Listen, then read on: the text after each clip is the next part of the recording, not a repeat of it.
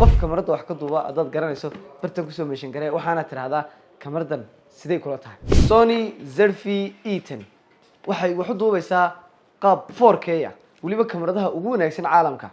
qaarkood hadaanay kaba wanaagsanin ba tabti wax u duuban bay u duubaysaa hadaba kameradan waa kamarad yar oo loogu talagalay vlogyada iyo muuqaalada gaagaaban iyo sidoo kale short filmska yar sidoo kale mararka qaar waa loo isticmaali karaa filmaanta waaweyn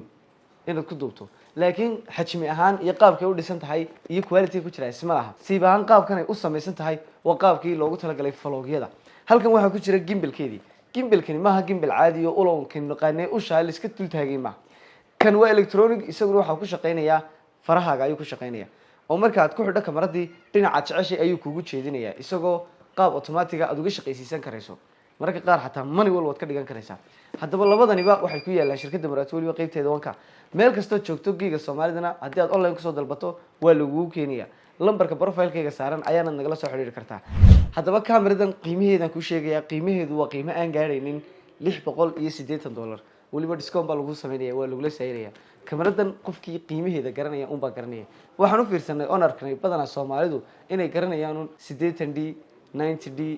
5D waxyaabahaas laakiin Sony waxay kamid tahay shirkadaha ugu sareeya ee wax lagu duubo filmaanta caalamka uguna quality-ga wanaagsan leh hadda kameradoodii baanu haynaa qof kamarada wax ka duuba adaad garanayso bartan ku soo meeshan garay waxaana tiraahdaa kameradan sidee kula tahay